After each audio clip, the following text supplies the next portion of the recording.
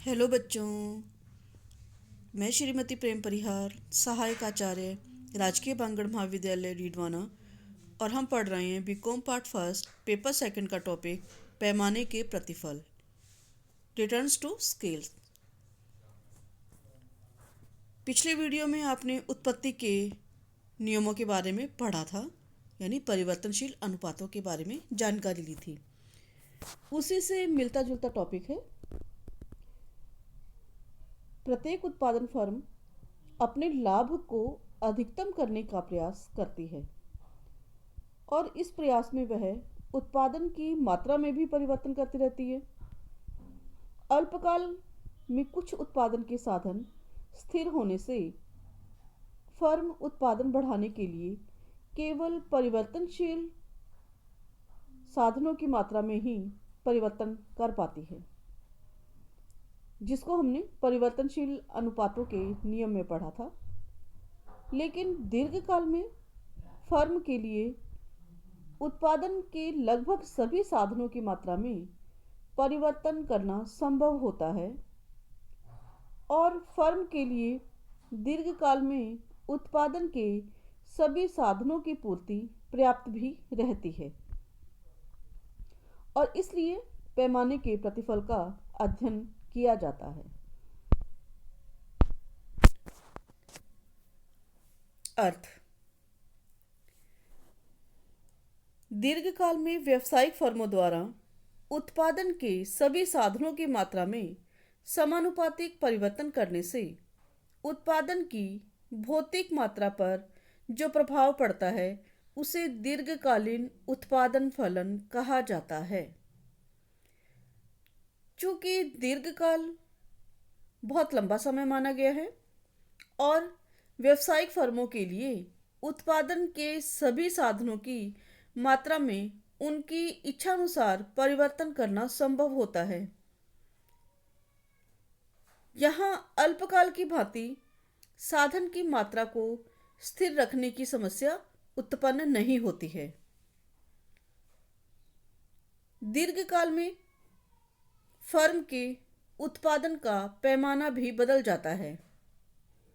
दीर्घकाल में उत्पादन फलन के अंतर्गत उत्पादन के सभी साधनों की मात्रा में एक साथ एक समान अनुपात में परिवर्तन करके उत्पादन की मात्रा पर पड़ने वाले प्रभावों का विश्लेषण किया जाता है।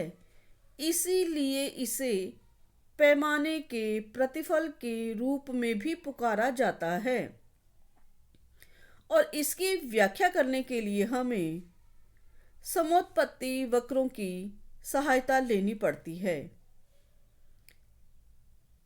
ये समोत्पत्ति वक्र क्या होते हैं कि कैसे समान उत्पादन हमें मिल रहा है, किन साधनों के संयोग से हमें समान उत्पादन मिल रहा है, कितनी मात्रा साधनों की लगानी पड़ती है तो हमें एक समान उत्पादन मिलेगा।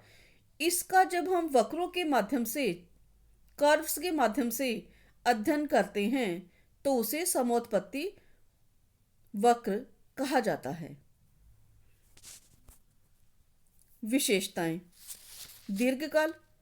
दीर्घकालीन उत्पादन फलन का संबंध दीर्घकाल से ही होता है, जिसमें यह इतना लंबा समय होता है कि फर्म के उत्पादन के सभी साधनों की मात्रा में समानुपातिक परिवर्तन किया जा सकता है।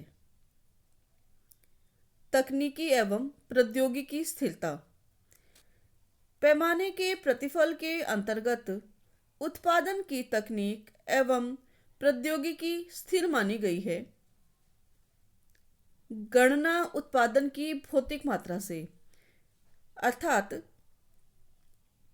पैमाने के प्रतिफल में उत्पादन की गणना भौतिक मात्रा में की जाती है, न कि उत्पादन के मौद्रिक मूल्यों में। यानी कि मात्रा कितनी होगी उत्पादन की वही हम बताते हैं, मूल्य कितना होगा ये हम नहीं बताते पैमाने के प्रतिफल के अंदर। अगला है साधनों का समानुपातिक परिवर्तन।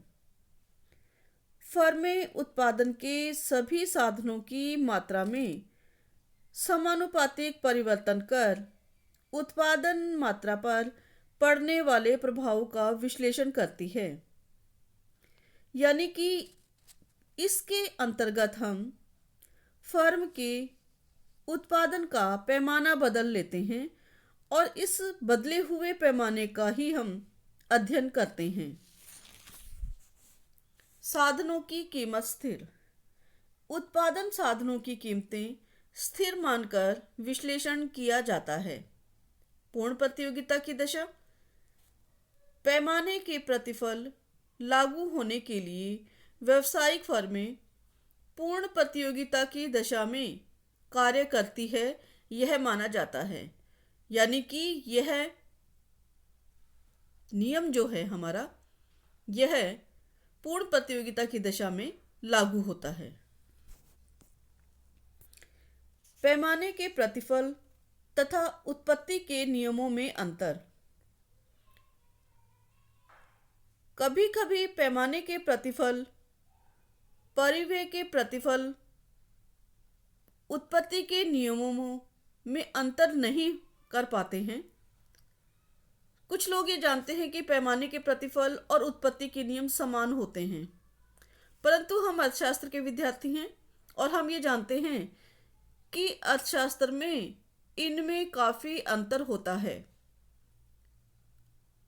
पैमाने के प्रतिफल दीर्घकाल में उत्पत्ति के सभी साधनों में समानुपातिक परिवर्तन से उत्पत्ति की मात्रा पर पड़ने वाले प्रभावों का अध्ययन करता है, जबकि उत्पत्ति के नियम फर्म द्वारा अल्पकाल में एक या कुछ साधनों को स्थिर रखकर अन्य साधनों की मात्रा में वृद्धि से उत्पत्ति की मात्रा पर पड़ने वाले प्रभाव को बताता है। और लागत के बारे में संबंध को जानकारी अगर हमें ज्ञात करनी है तो ऐसी दशा के अंदर प्रतिफल के बारे में दीर्घकाल के अंदर जो परिवर्तन होते हैं उनके अंतर्गत ही हम ज्ञात करते हैं। कहने का तात्पर्य यह है कि जब हम किसी भी उत्पाद का या फर्म की स्थिति का अल्पकाल में अध्ययन करते हैं तो यह उत्पत्ति के नियमों के अंतर्गत आता है, परंतु यही अगर उत्पाद या फर्म की स्थिति का अगर हम दीर्घकाल के लिए अध्ययन करते हैं तो यह पैमाने के प्रतिफल के रूप में आता है। हम सब जानते हैं कि उत्पत्ति के नियमों के अंदर साधनों का अनुपात बदल जाता है, इसी कारण उसे परिवर्तनशील अनुपातों का नियम कहते हैं। लेकिन जब हम पैमाने के प्रतिफल की बात करते हैं तो सभी साधनों में समानुपातिक परिवर्तन करते हैं। सभी साधनों की मात्रा में हम समान अनुपात में परिवर्तन कर सकते हैं। ऐसी परिस्थिति के अंदर हम दीर्घकालीन अवस्था के अंदर अगर अध्ययन करते हैं तो यह पैमाने का प्रतिफल है। अब आपको उत्पत्ति के नियम और पैमाने के प्रतिफल में अंतर जो है वो समझ में आ गया होगा कि क्या तो पैमाने के प्रतिफल हैं और क्या उत्पत्ति के नियम हैं। चलिए आगे पढ़ते हैं। पैमाने के प्रतिफलों के रूप। पैमाने के प्रतिफल के 3 रूप होते हैं, जिसमें पहला है हमारा पैमाने के वर्धमान प्रतिफल, पैमाने के दूसरा समतामान प्रतिफल और पैमाने के तीसरे रूप की अगर हम बात करें तो पैमाने के ह्रासमान प्रतिफल। 3 रूपों के अंतर्गत हम इसकी स्थिति को जानते हैं। पहला हम पढ़ लेते हैं इसके अंदर पैमाने के वृद्धिमान या वृद्धिशील प्रतिफल। जब उत्पादन के साधनों की मात्रा में एक निश्चित अनुपात में वृद्धि करने पर उत्पादन की मात्रा उस अनुपात से अपेक्षाकृत अधिक तीव्र दर से बढ़ती है तो उसे पैमाने के वृद्धिशील या वृद्धिमान परिवर्तन के रूप में अगर हम प्रतिफलों का नाम दें तो उसे पैमाने के वर्धमान प्रतिफल के नाम से जाना जाता है। यानी कि उत्पादन की कुल मात्रा में वृद्धि साधनों की आनुपातिक वृद्धि से अधिक होती है। यानी यदि हम उत्पादन की मात्रा में 60 से 40% की वृद्धि लेते हैं और उसके वनिस्पत उत्पादन के साधनों में केवल 20% की ही वृद्धि करते हैं, यानी साधनों के अंदर 20% की वृद्धि करने से यदि हमारे उत्पादन में 40 से 60 के बीच का वृद्धि होती है तो यह पैमाने के वृद्धिमान प्रतिफल के रूप में जाना जाता है। अगर इसको हम रेखा चित्र के रूप में निरूपण करें तो हम जानेंगे कि पैमाने के वर्धमान प्रतिफल, यदि हम ये जो हमारे वक्स जो है ना, कर्व्स जो हमारे दिख रहे हैं आपको चित्र के अंदर, देखिएगा आप, हमारे OY-X पर जो है साधन है या पूंजी है, हमारा जो भी साधन हम परिवर्तन कर रहे हैं उसकी मात्रा दी गई है, और OX अक्ष पर हमारे दूसरे साधन की मात्रा दी गई है, श्रम है हमारा या कोई और साधन है, X साधन जो भी है जिसको आप सेकंड साधन लेना चाह रहे हैं, उनके अंदर की मात्रा में जो परिवर्तन हम कर रहे हैं। तो यहाँ जो उत्पादन की मात्रा है OP, हमारी जो रेखा है यह पैमाने की रेखा है, और इसमें जो रेखाएं हैं हमारी ABCDE, ये रेखाएं जो हैं हमारी, ये एक दूसरे से दूरी जो है उनको हम मेजरमेंट करेंगे हम, यानी कि A से B के बीच का, B से C के बीच का, C से D के बीच का और D से E के बीच का हम जो दूरी है वह मापेंगे। OP रेखा के ऊपर जो हमारा पैमाने का प्रतिफल की रेखा है, इसके ऊपर हम इन दूरियों को मापेंगे। और जब हम ये देखते हैं कि जब ये दूरी A से B की दूरी, B से C की दूरी कम है, C से C D की दूरी कम है, यानी ये दूरियां अगर कम हैं हमारी तो हमें पैमाने के प्रतिफल प्राप्त होते हैं।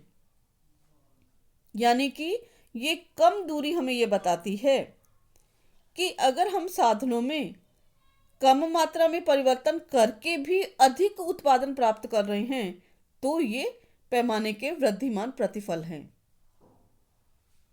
कम मात्रा में संसाधनों में वृद्धि करके अधिक मात्रा में उत्पादन में वृद्धि अगर कर रहे हैं तो यह हमारे पैमाने के वृद्धिमान प्रतिफल का प्रतिरूप होता है। अगर इसे हम लागत के रूप में देखें तो क्या होगा हमारा, लागत के रूप में हम जब इसकी गणना करते हैं तो लागत के अंदर मार्जिनल कॉस्ट है हमारी और एवरेज कॉस्ट है, इनके रूप में हम तुलना करेंगे पैमाने के प्रतिफल के। जब हम दीर्घकालीन के अंदर और पूर्ण प्रतियोगिता की दिशा में कर रहे होते हैं तो हमारी लॉन्ग टाइम जो है एवरेज कॉस्ट और लॉन्ग टाइम मार्जिनल कॉस्ट के अंदर हम तुलना करते हैं। पैमाने के वृद्धिमान प्रतिफल और लागत में तुलना करने के लिए हम ये देखते हैं कि दीर्घकाल में औसत लागत और सीमांत लागत दोनों कम होती है, लेकिन जो हमारी सीमांत लागत है यानी मार्जिनल कॉस्ट है वह बहुत तेजी से गिरती है। LMC यानी कि हमारी सीमांत मार्जिनल लागत बहुत तेजी से गिरती है बजाय कि एवरेज कॉस्ट के। एवरेज कॉस्ट का कर्व आप देख रहे हैं, गिर रहा है यह भी, लेकिन मार्जिनल कॉस्ट की अपेक्षा कम गति है, इसकी दर कम है इसका, यह हमें ध्यान में रखना है। जब हम दीर्घकाल के अंदर पैमाने के प्रतिफल पूर्ण प्रतियोगिता की दशा में अध्ययन करते हैं तो औसत लागत और सीमांत लागत दोनों घटती है, किंतु सीमांत लागत औसत लागत की अपेक्षा तीव्र गति से घटती है और वक्र जो है वो उसका एवरेज कॉस्ट के वक्र की अपेक्षा अधिक नीचे और गिरता हुआ होता है। यह आपको ध्यान में रखना है। अब प्रश्न ये उठता है कि पैमाने के वृद्धिमान प्रतिफल लागू क्यों होते हैं? क्या कारण है कि पैमाने के वृद्धिमान प्रतिफल हमें मिलते हैं? मोटे रूप से अगर हम देखें, सामान्य रूप से अगर हम देखें तो साधनों की अविभाज्यता और विशिष्टीकरण का लाभ जो हमें पैमाने के वृद्धिमान प्रतिफल में मिलता है। इसके अलावा अतिरिक्त क्षमता भी हमें इस वृद्धिमान पैमाने में मिलती है। यानी कि कुछ साधन ऐसे होते हैं जो अविभाज्य होने से उत्पादन का आकार छोटा होने पर भी उसका प्रयोग होता है और उसको यदि बड़े पैमाने की उत्पत्ति में काम लिया जाए तो उस साधन पर अतिरिक्त व्यय नहीं करना पड़ता और ऐसी दशा के अंदर उसकी पूर्ण क्षमता का उपयोग होता रहता है। और जब पूर्ण क्षमता का उपयोग होता है तो हमें उत्पादन भी बढ़ता हुआ मिलता है। दूसरा कारण यह होता है कि कई साधनों की इकाइयां अपेक्षाकृत बड़े पैमाने पर खरीदी जाने से सस्ती पड़ती है।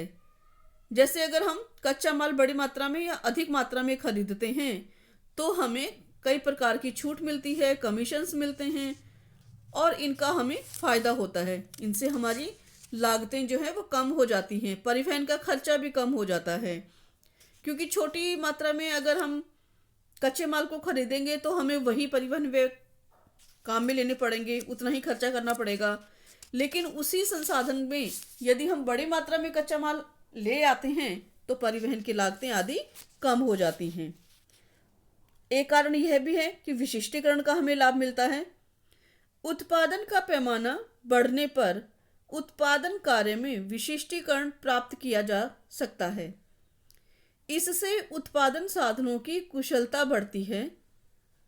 अब जब कुशलता बढ़ जाएगी साधनों की तो हम कम साधनों से भी अधिक उत्पत्ति प्राप्त कर सकते हैं। फिर अगला एक कारण यह भी है कि पैमाने के बढ़ने से वृद्धिमान पैमाने के प्रतिफल भी हमें मिलते हैं, जिससे कई कारण होते हैं उसके कि हमारे संगठन में सुधार आ जाता है, श्रम विभाजन हो जाता है, विज्ञापन जो हम करते हैं उसमें हमारे खर्चे बढ़ जाते हैं, हमारी विक्रय प्रणाली सस्ती हो जाती है, उद्योग के अंदर या फर्म के अंदर हमें अनुसंधान या आविष्कार करने हैं तो उसका लाभ भी हमें मिलने लग जाता है। इसके अलावा यातायात के विभिन्न जो संसाधन हैं उनमें हमें लाभ मिलने लग जाता है, हमारे स्थान का हम पूर्ण उपयोग करने लग जाते हैं। यानी कि हमें अनेक प्रकार की आंतरिक और बाह्य बचतें प्राप्त होती हैं, जिससे हम पैमाने के वृद्धिमान प्रतिफल प्राप्त करते हैं।